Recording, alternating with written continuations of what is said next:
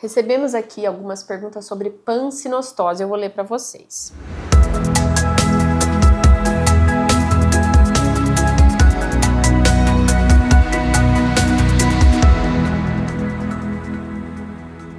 E quando se tem a pansinostose, não é microcefalia? Tem que operar? O crescimento cefálico é normal? O que fazer nesse caso?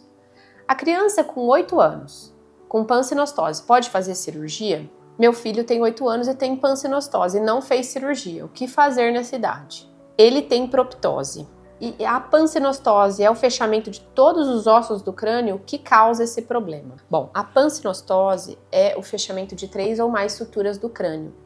Em geral, ela está associada com alguma síndrome, tá? Síndrome de Cruzon, síndrome de Pfeiffer, outros tipos de síndromes que são associadas com a craniossinostose, síndrome de Apert também, ou alguma alteração geralmente metabólica que tem relação com a questão de formação do osso. E o que acontece na pansinostose em alguns casos? Quando a criança não tem o desenvolvimento daquelas características que chamam a atenção, então abaulamento frontal, turrencefalia, que é aquela cabeça em torre. Quando a cabeça ela tem o formato todo normal, às vezes o diagnóstico é mesmo tardio. Tem um estudo recente que falou que o diagnóstico acaba acontecendo ao redor dos 5 aninhos. Então, o que acontece é que a cabeça vai tendo um crescimento de perímetro cefálico, algumas vezes até normal esse crescimento e algumas vezes um pouco abaixo. E daí na investigação a gente descobre essa pansinostose. O que tem de grave na pansinostose? O que é grave é que a pressão da cabeça fica muito alta lá dentro, porque as suturas estão fechadas e o cérebro está tentando crescer e não está conseguindo. Então, em geral, quando se estuda a pressão da cabecinha, a pressão está aumentada. E essa pressão aumentada pode gerar algumas sequelas. Uma sequela importante é a sequela visual, então alterações da visão. Tá?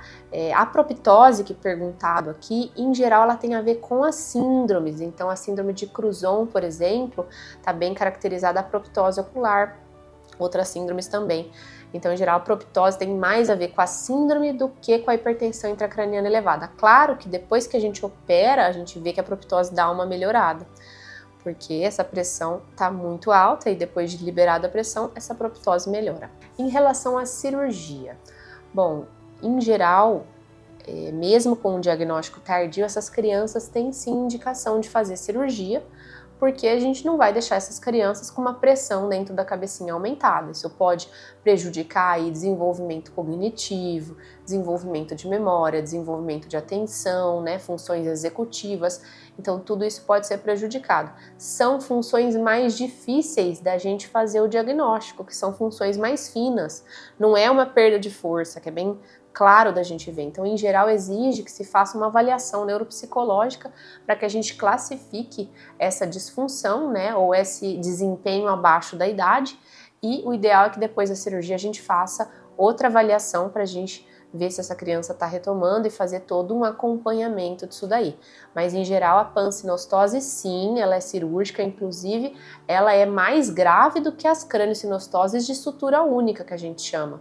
Então, aquelas que a gente já opera, já corre para operar ali até no máximo no 6º mês, a escafocefalia, a plagiocefaleia anterior, a braquicefalia, em geral a pansinostose, como tem mais sutura fechada, ela em geral é mais grave. E além disso, exige investigação genética para determinar se tem alguma síndrome associada ou alguma alteração metabólica.